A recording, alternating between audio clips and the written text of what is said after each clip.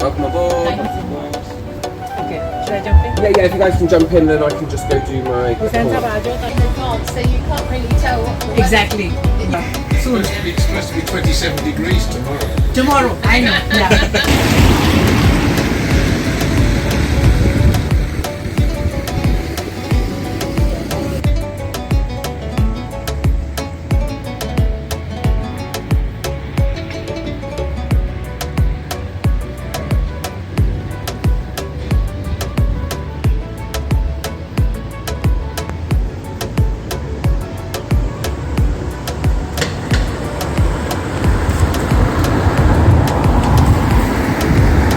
I'm not going to run out of water today. So, kick things off, health and safety. We have just left the Folly Island. Do you know what a Folly is? Got the same diameters of the original Folly. Pretty cool. Unlike a traditional Folly, the building has a purpose. It's for individual studio apartments to be able to live in a not piss artist.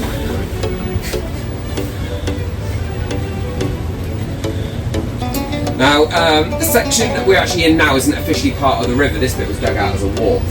All the houses on the right-hand side here would have been the workshops and warehouses, and we such a man-made island to the left.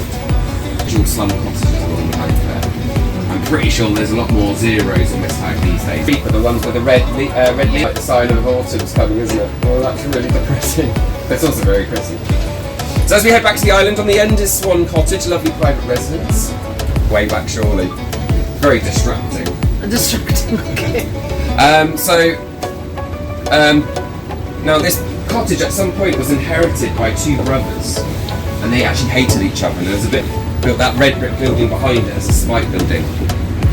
That's what we call brotherly love, eh? With a big overshadowing castle to your cottage. Yeah, it's a very strange building. What, the red one? The red one. Yeah. Well, I think it had limited space that you could use, and he's actually turned it into self-catering short-term lease apartments. So you can actually go to help.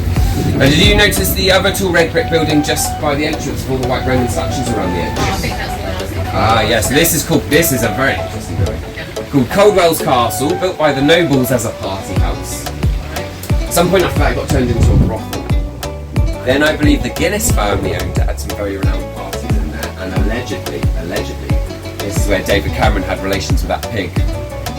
Named on where they would have been based along the Thames. So we've got Goring back there, I believe this is Walgrave and Reading. And then there'll be like Oxford, Henley, Windsor and Dresden. Quite impressive big boats. This is a great footpath bridge. Look at the channel this is going over. Coming into view is a beautiful house built right on top of the river known as Grand Pond House. Now this was the original Hatter's house that the Mad Hatter was based off of in Alice in Wonderland. So the real Alice actually went there for tea parties, and supposedly it was a lady who looked after and maintained the house that was the character for the Queen of Hearts. I'm guessing she ran a very strict house, and had a convenient place to dump all those endless bodies. Now to our left-hand side we have Christchurch Meadow. This is the largest piece of farmland found in the middle of the city in the UK. And they stick them in there during the summer, and that just maintains the farmland status. But traditionally, the meadow was actually used for the student cows. So when the students first turned up, they couldn't bring their own cow with them. This is before the... Actually, unfortunately the boats are in the way, but we'll get a good view in a minute. But there's, you might just see in a gap in the trees there'll be a standalone tower, which is the Magdalen College Tower. Yeah, it's right there in the front. Get a good view in the gap very shortly. Yeah. Now, in Oxford we have a 200-year-old tradition, which is one of my favourite ones. This is where on the 1st of Cherwell Valley River, although we had a bit of a drought one year, you can just imagine a few broken ankles and limbs. This education doesn't work. If you don't live in the boat and you're on the river, it's not a very good idea. Well, no, if you moor it tight down and it's flooded, then It's not just that, it's just all the rainfall coming in, and if you're not keeping an eye on how much rain's getting in as well, and if suddenly your pump fails, it doesn't take a lot. So these are boathouses. So yeah, most of the college boathouses. So at the very far end is Christchurch, built in the top floor contains gym equipment and a bar. You often see all the students up on the balconies on their rowing machines. What you can't see is all the cocktails set up by their kids. I was actually complaining about this boathouse on a tour 2 years ago, and I just so happened to have the architect on board. That was good idea. So I don't have to worry about that happening again. Now, back on the left-hand side, we have the Christchurch boathouse. Very much resembles an old fire station, in my opinion. It does. Recently renamed Winklevoss Boathouse, and you can see it hasn't resurrected their boat within 6 months of it sinking. If you come along and resurrect it yourself officially, you get to keep it. The salvage rights. A fantastic example of this is this tall black and white boat just here. This was an ex-military boat, half sunk in a river up north until my friend Inigo came along, patched up the holes, pumped the water out, got to keep it. Not bad for a free boat. He tells me it turns left like a dream.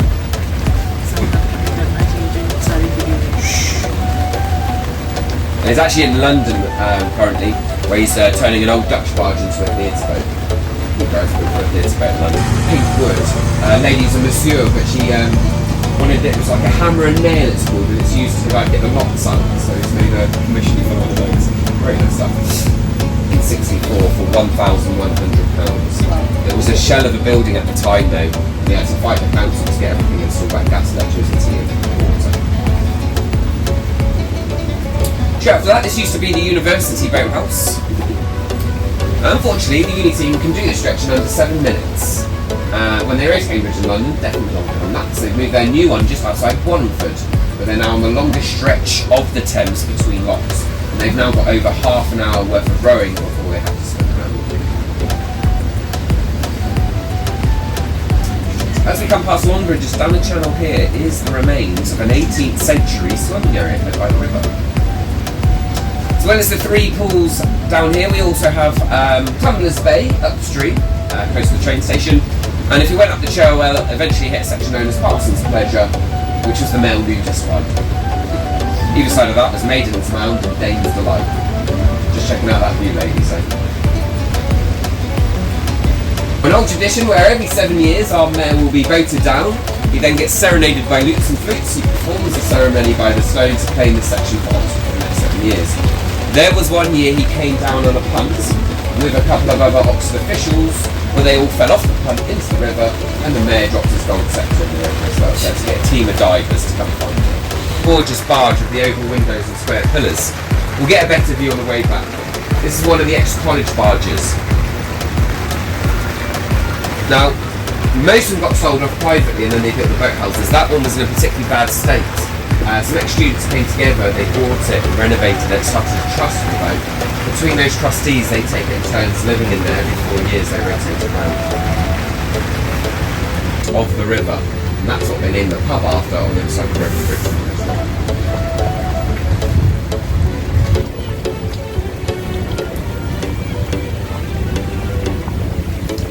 We're just coming up on our left is the Oxford City Boathouse. This is my favourite one, purely for the fact the bar is open to the public. And you got a pizza shop up there as well. Bad place for a pizza and a pint. But they do like to gossip up there sometimes, and do a bit of brain gossip. Immediately after that though is the Salters Boatyard and Marina. This is essentially where they built all their boats and do most of their major minor repairs. Any chance we got any fans of Inspector Lewis on board? No? Oh, well, there was an episode. They'll introduce some cattle on there to fertilise for next year. If you came a bit earlier in spring though, you will find the Oxford County flower in abundance, which is the snakehead fritillary. This is a purple, pink or white lampshady looking flower with snake scale patterns on the petals. Extremely pretty and very, very wild. And hence the name Aunt Lucy, and you've got a little picture of Aunt Lucy on the side of it between those fancy windows. I was telling everyone it's Paddington and Drag before he told me this, but I'm going to learn something.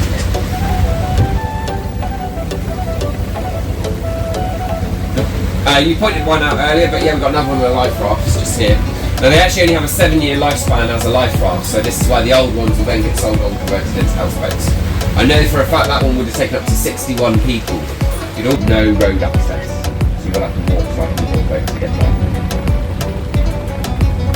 Dedicated drinkers only.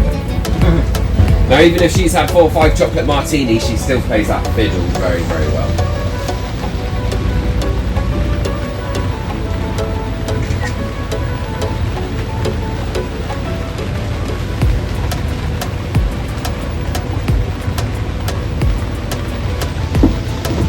Now directly we put it on biscuit tins, chocolate wrappers and chips and wines. Now the bridge was actually built for the champion punt racer of Oxford. And as we go closer to the channel, you'll see there's a ramp with rollers. That's so people can get their rowboats, punts, canoes down into the next pound without using the lock.